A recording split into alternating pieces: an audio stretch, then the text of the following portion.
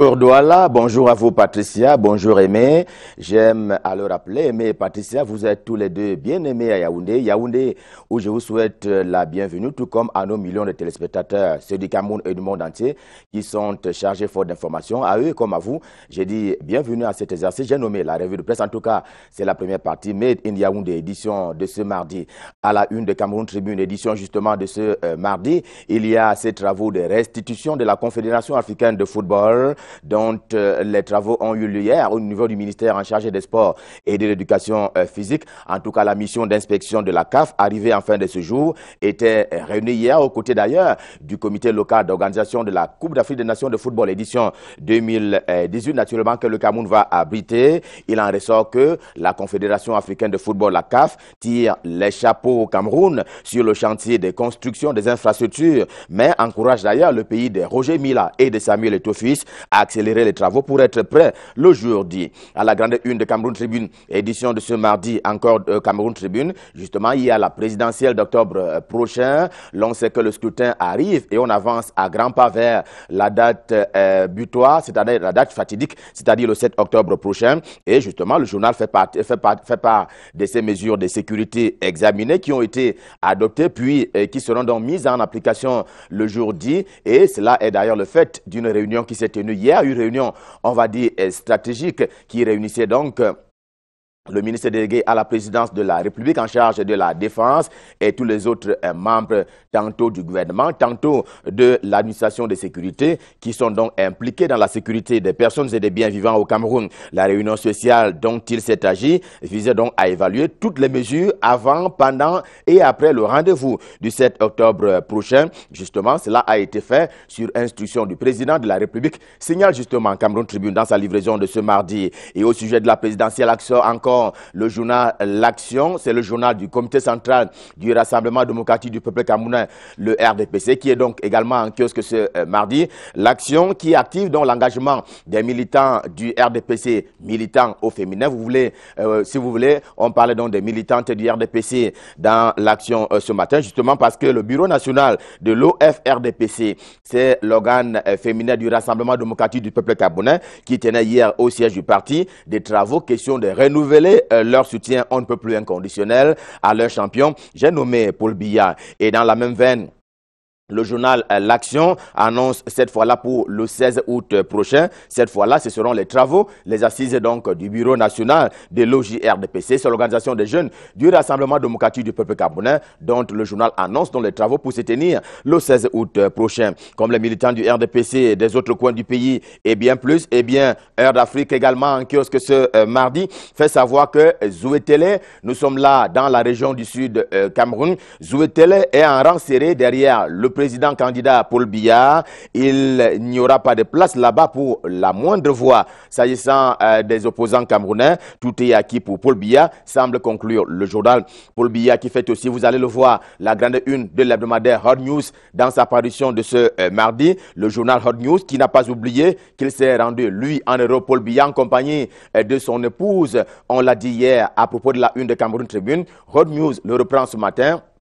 Eh bien, Paul Biya est en cours séjour privé en Europe. Lui et naturellement son épouse, signale justement Hot News. C'est encore ce journal qui annonce, qui donne donc à relire un soutien qui a été apporté par une trentaine d'associations des jeunes Camerounais, mais également des jeunes Camerounais vivant dans la diaspora. Il s'agit donc d'un soutien à la candidature de Paul Biya lors de l'élection présidentielle. Le journal La Tornade est également en kiosque ce matin. Il reprend tout aussi ce fait et il le reprend en cœur, à savoir ce soutien on ne peut plus inconditionnel de 35 associations de jeunes Camerounais, naturellement en faveur du candidat Paul Biya, et qui ont donc mis cela sur pied hier, et cela a été mis sur pied pour le compte d'une coalition baptisée Etoudi 2018.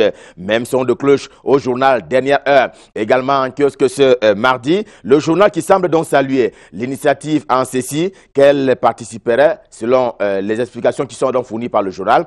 Cette initiative participerait donc à renforcer le nationalisme camerounais qui est si menacé depuis que depuis qu'il y a donc la crise anglophone, une espèce de crise sociopolitique que le Cameroun traverse depuis bientôt 2 ans maintenant. Quel que soit le candidat qui sera donc élu à l'occasion de cette élection présidentielle du 7 octobre prochain, Eh bien, l'hebdomadaire Le Municipal, qui est spécialisé en les questions des collectivités territoriales décentralisées, en kiosque ce mardi, eh bien, il croise simplement les doigts et il attend tous les candidats et chacun de ces candidats sur le terrain de la décentralisation, un processus qui est en cours au Cameroun. Justement, le journal estime que le terrain de la décentralisation devrait interpeller tous les candidats à cette élection présidentielle. C'est d'autant plus que c'est un débat en cours et qui a d'ailleurs trait à l'actualité, à savoir la crise sociopolitique que le Cameroun traverse du côté du nord-ouest et du sud-ouest. Pour le journal, c'est là que tout doit se jouer. D'ailleurs, il appelle déjà l'ensemble de l'électorat camerounais à avoir donc un peu plus de considération, et cela, on va dire, par désenchantement. Et le journal appelle l'électorat camerounais à accorder un peu plus d'attention à celui des candidats qui va proposer la décentralisation comme étant une aubaine avec les voies et moyens de sa mise en application de façon un peu plus accélérée. Pas étonnant d'ailleurs que le journal Écho Matin, qui est très souvent spécialisé en les questions économiques et financières, pas étonnant donc que ce journal, en kiosque ce matin, préconise justement la décentralisation comme étant un véritable indice de développement qui garantisse d'ailleurs l'équité entre différentes collectivités territoriales décentralisées. À ce jour, il y a une telle disparité entre les collectivités territoriales décentralisées que la commune de Douala 5e, à titre d'exemple, la commune de Douala 5e parle de 3 milliards de francs CFA en termes de recettes propres, contre seulement 100 millions de francs CFA pour la commune de Yoko, alors que les deux entités comptent sensiblement la même superficie et pas le même nombre d'habitants, signale cependant le journal. Restons dans les mairies camerounaises, question de signaler, vous allez le voir avec le quotidien Émergence en kiosque ce mardi, cette fumée de mauvaise odeur qui se dégage plutôt du côté de la commune de Yaoundé 6e. Nous sommes dans l'un des arrondissements de la cité capitale Yaoundé. C'est donc une fumée de mauvaise odeur qui se dégage de la commune de Yaoundé 6e à propos de ce réseau dont parle le quotidien Émergence en kiosque ce mardi. Il s'agit donc d'un réseau nourri par des personnes sans foi ni loi, que cela apparaît comme étant un réseau qui s'est installé depuis belle lurette et qu'il consiste ces réseaux-là en l'émanation des fausses quittances que l'on distribue donc à un certain nombre d'opérateurs économiques, que donc sur ce coup-là, l'argent ne rentre pas dans les caisses de la mairie de Yaoundé 6e. Toujours du quotidien Émergence, l'on apprend ce matin au sujet de la crise dite crise anglophone, mais que l'on appelle savamment la crise sociopolitique que le Cameroun traverse depuis 2 ans maintenant, que donc le sud-ouest est complètement en désaccord avec le nord-ouest. Cette première région est notamment opposée à la deuxième à cause du fait qu'elle estime, et d'ailleurs elle juge la deuxième, le nord-ouest, comme étant un peu trop impliqué dans l'entretien des mouvements sécessionnistes qui sévissent du côté de ces deux régions-là, que dans le sud-ouest n'est pas d'avis avec le nord-ouest sur ce coup-là. C'est d'autant plus que le quotidien Économie également en kiosque ce mardi, le quotidien économique qui précise justement que la crise encore en cours du côté du nord-ouest et du sud-ouest camerounais a déjà causé beaucoup de tort à l'ensemble de l'économie nationale. Elle n'a pas achevé d'ailleurs de menacer l'économie camerounaise. L'une des victimes étant, dit le journal, la production du cacao dont le volume s'en va être menacé dans les jours, mois et années à venir à cause justement de ces mouvements dans le nord-ouest et le sud-ouest camerounais. Relativement à cette crise sociopolitique que l'on appelle trivialement la crise anglophone, eh bien, l'hebdomadaire Le Baobab, également en kiosque ce mardi, se propose de justifier ce pourquoi la conférence, dite conférence anglophone, a été simplement reportée. Elle aurait dû se tenir avant l'élection présidentielle, selon les prétentions qui avaient été formulées par le cardinal Christian Toumi, que donc il n'en sera pas le cas. Elle a été renvoyée s'inédit et le journal annonce d'ailleurs un délai, à savoir le 21 novembre de l'an de grâce, l'année 2018 encore en cours. Le quotidien Mutation, le journal de Georges-Alain Boyoumo, est également avec nous ce matin. Il s'inscrit d'ailleurs dans l'air du temps, sauf qu'il fait un bond du côté du nord-ouest camerounais, je veux dire de l'extrême nord camerounais, la région de l'extrême nord Cameroun, qui sort peu à peu et avec beaucoup de fierté de la lutte que le Cameroun a menée contre la secte terroriste Boko Haram. C'est donc une fenêtre qui est ouverte ce matin par le journal Mutation. Là-bas, dans l'extrême nord, certains comités de vigilance s'étripent déjà. C'est là autour des dividendes nés donc de la bataille qui a été menée contre la secte terroriste Boko Haram. Ils ont été recensés, ces membres donc des comités de vigilance, et il s'avère être donc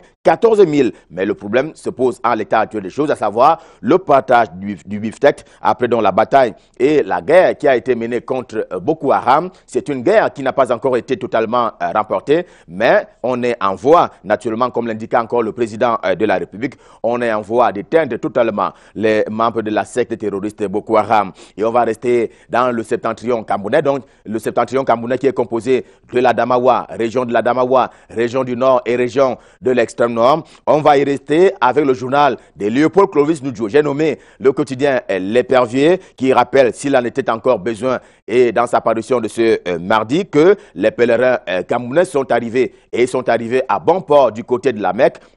Et c'est là, après des mesures idoines et même indispensables qui avaient été prises par le président de la République lui-même, question de leur permettre naturellement de faire un excellent voyage et de rompre d'ailleurs avec les mauvaises habitudes du passé qui ont entouré donc les voyages des pèlerins camerounais d'un certain nombre de manœuvres, pas de bons aloi. Mais la grande une du journal L'Épervier, vous le voyez en kiosque ce mardi, a plutôt trait à un complot ourdi contre l'hôpital central de Yaoundé. C'est l'un des hôpitaux de référence camerounais. Justement, là-bas, l'hôpital a été ciblé par un certain nombre de réseaux sans foi ni loi, indique le quotidien L'Épervier. Et ces réseaux-là appellent simplement la déstabilisation de son directeur, le directeur de l'hôpital central, à savoir le professeur Pierre-Joseph Fouda, alors même que le taux de fréquentation des malades est passé du simple au double, ce qui signifie simplement qu'il y a une confiance renouvelée entre les patients, les malades et cet hôpital, l'hôpital central de Yaoundé. Il n'y a donc pas lieu de paniquer. Il s'agit simplement des manœuvres des personnes tapies dans l'ombre qui veulent déstabiliser le fonctionnement de cet hôpital de référence. Et puisqu'on parle des hommes, voici un coup d'œil qu'on va lancer ce matin dans l'hebdomadaire Regard Croisé, également en kiosque ce mardi, qui donne à voir ses visages. Vous allez le voir. Il s'agit donc de l'intendant de la présidence de la République qui s'appelle Joseph Foué Ndi. Il est donc intendant de la présidence de la République et cela dure d'ailleurs depuis 18 ans avec naturellement les bons points que l'on sait et qui ont été recensés par le journal Regard Croisé en kiosque ce matin. Ceci court depuis depuis longtemps, un peu comme ces 18 années naturellement passées à l'intendance de la présidence de la République par Foué Ndi. Donc, ceci court tout aussi depuis longtemps, mais le phénomène va aller crescendo depuis les accords qui ont été passés entre le Cameroun et l'Union européenne, justement en français technique. Ils ont appelé cela les accords de partenariat économique, sauf que dans cet océan, le Cameroun semble simplement tout importé, y compris la patate et les avocats. En tout cas, c'est une information qui bat dans la une de Expression économique en kiosque et dans sa livraison de ce mardi, qui a donc jeté son dévolu sur ces accords passés entre le Cameroun et l'Union européenne. Et s'il n'est pas encore le cas, à savoir l'importation, si tel n'est pas encore le cas, l'importation des patates et des avocats, eh bien, on va y aller où on y est tout droit, parce que justement, ces denrées-là font partie des quelques 2750 produits naturellement du troisième groupe qui ont donc bénéficié, et cela depuis le 4 août dernier, de ce que le journal appelle les exonérations fiscales, que donc la patate et autres produits de grande consommation font partie de cette liste qui est d'ailleurs contenue et publiée par le journal en kiosque ce matin. J'ai nommé Expression économique. Et avec Expression économique, édition de ce mardi, Stop Fin également pour la revue de presse Made in Yaoundé, édition de ce mardi. On prend rendez-vous pour demain quand il sera à 7 h et nous serons là, notre cœur enflammé de joie. Question de vous servir. Et je m'en vais renouveler ce que j'ai l'habitude de vous recommander, à savoir passer votre temps en travaillant, toujours en compagnie des programmes de Canal 2 International. D'ici à là, je vous souhaite de passer d'excellents moments. Et pour l'heure, je repasse par Douala pour passer le pouvoir acquis de droit. C'est entre les mains de Patricia et Aimé. C'est naturellement pour la suite et la fin de Canal Matin. C'est à vous Aimé, c'est à vous Patricia, c'est à vous Douala.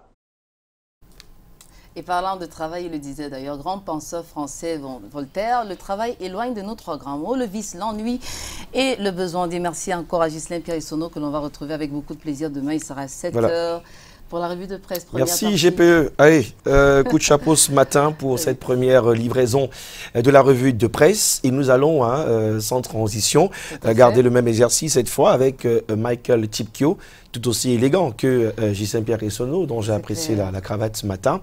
Il est déjà bien installé.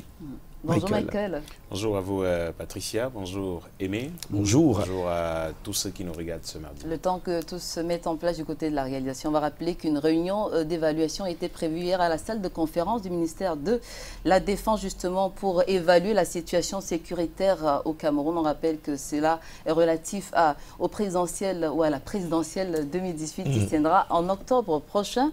Et l'annonce a été faite justement par le ministre de la Défense, Joseph Betty Assomo. Alors, Michael, si on est prêt, on peut démarrer par la nouvelle expression.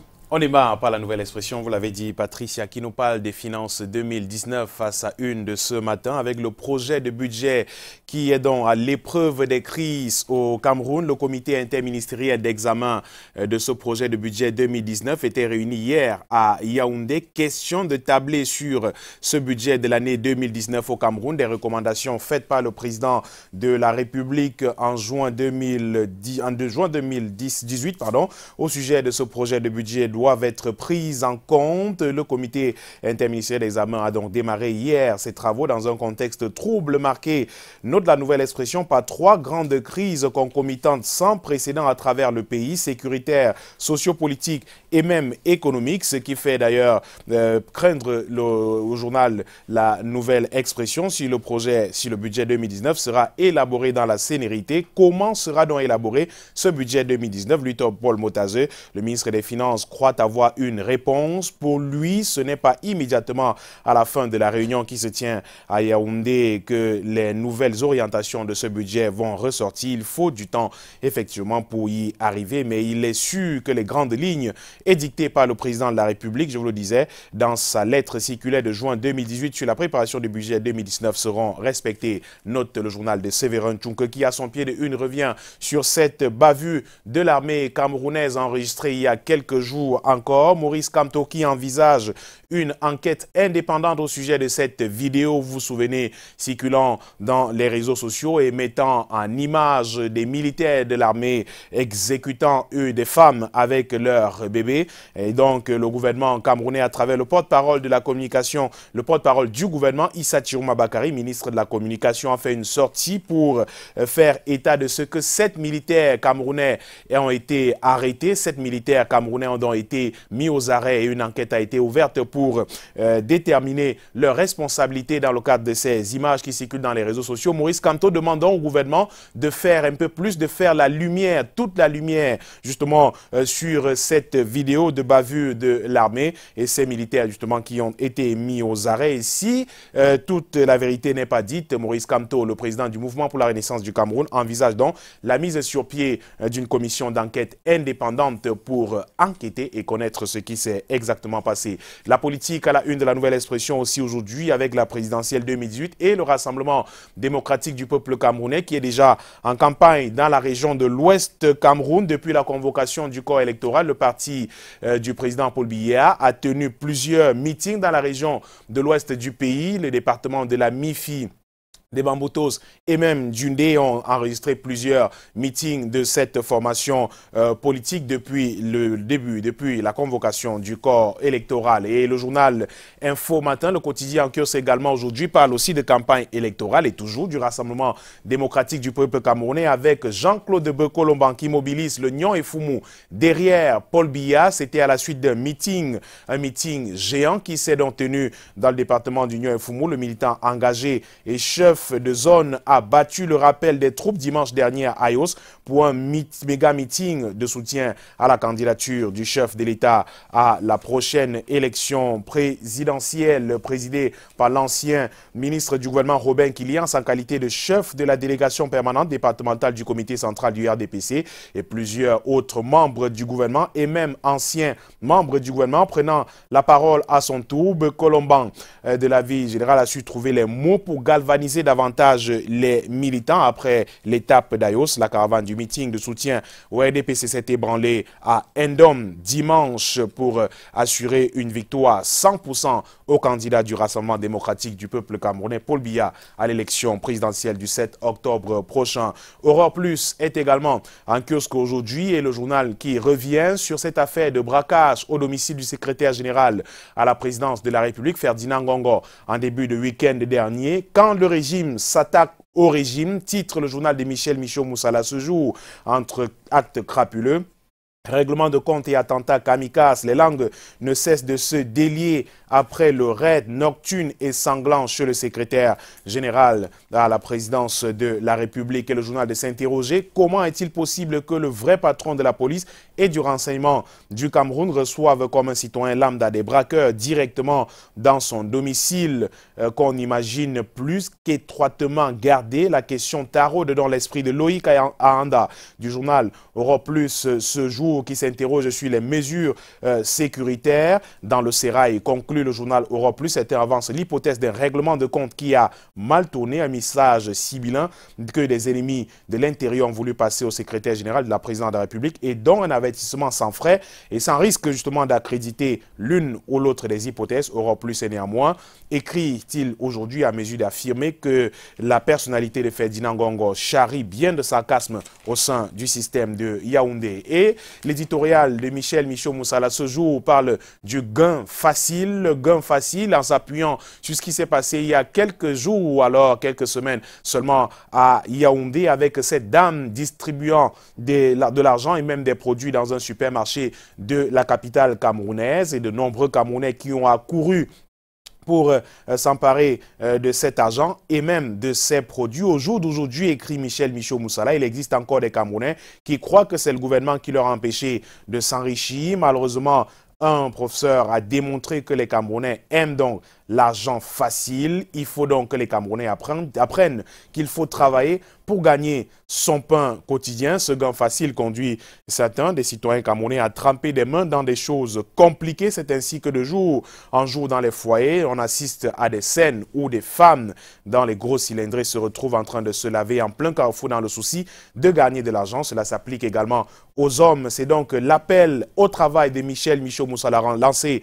dans son éditorial, le journal Europe Plus en kiosque de ce mardi, qui revient également sur la Cameroun Water Utilities, bras de fer entre le directeur général et le directeur des affaires financières. Alerte donc à l'inondation à la Cameroun Water, écrit le journal. Le patron de la boîte a chassé et fait sceller le bureau de son directeur des affaires financières qui lui a servi une sommation par voie d'huissier. Et de la météo, Bi-Hebdo reste donc à la Cameroun Water pour nous livrer ce qu'il appelle l'exclusivité sur les dessous du conseil d'administration qui se tient dans ce jour à la Cameroun Water Utilities. Le ministre de l'eau et de l'énergie, Gaston Elundou et Somba, préside la session extraordinaire qui se tient à Douala dès 14 h ce jour. Qui du président du conseil d'administration et du directeur général sera-t-il viré à l'issue du conseil d'administration de ce jour? Les carottes semblent donc être cuites pour Jérôme Obi-Ota, qui est donc le président du conseil d'administration. Dans les prochaines heures, on saura si l'homme sera maintenu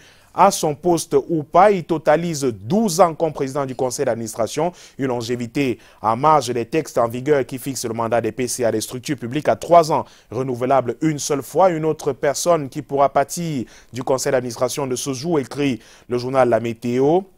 C'est donc Gervais Bolanga, nommé il y a 9 mois, le directeur général de Cameroun Water, s'est révélé donc être un gros bosseur. Ils sont nombreux à saluer son action, quoi qu'elle aurait eu davantage d'éclat et d'impact si Obi Eta, le président du conseil d'administration, ne s'opposait pas systématiquement à ces réformes, écrit le journal La Météo Bi-Hebdo en kiosque ce jour, qui parle aussi de politique et nous dresse un portrait de Garga Aman Hadji, le présente comme ce bad boy qui veut diriger le Cameroun, promoteur d'un parti, selon La Météo, qui n'a jamais fait foule. Le malhabile chasseur de baleines a encore fait étalage cette fois sur les antennes de la télévision nationale de sa mauvaise éducation et de sa misogynie, indignant les téléspectateurs. Le portrait de l'homme est donc à lire dans le journal La Météo Bi-Hebdo en kiosque ce mardi. Et on termine par le détective en kiosque aussi ce jour, qui parle de présidentielle 2018 et des mesures qui sont prises pour un scrutin en toute sérénité au Cameroun. Sur haute instruction, Joseph Betty Asomwadon présidé hier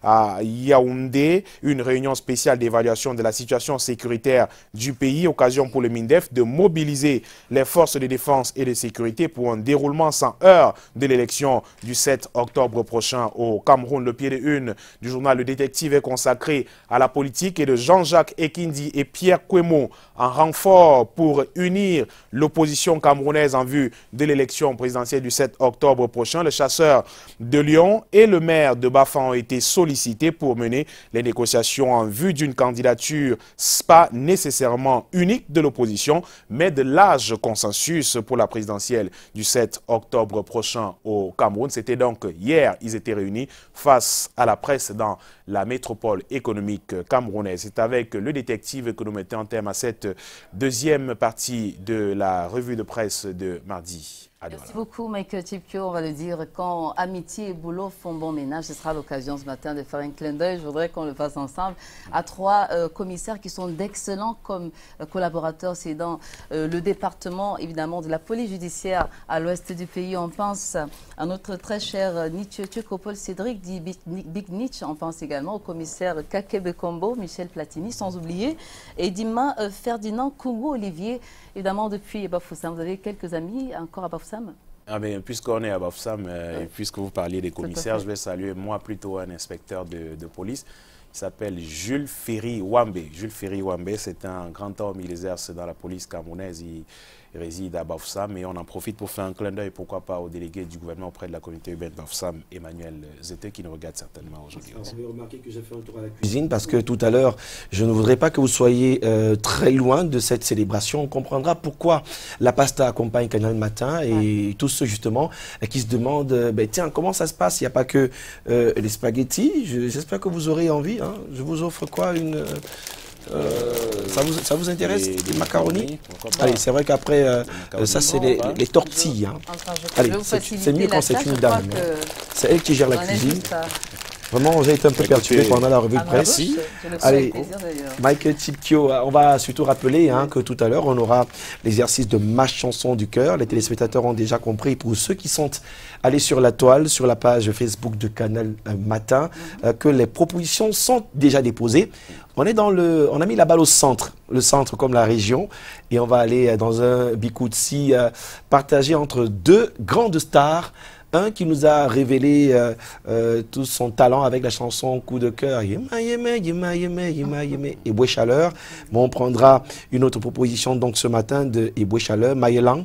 Et puis l'autre c'est Roger Bekono, Jolie Poupée. Jolie Poupée.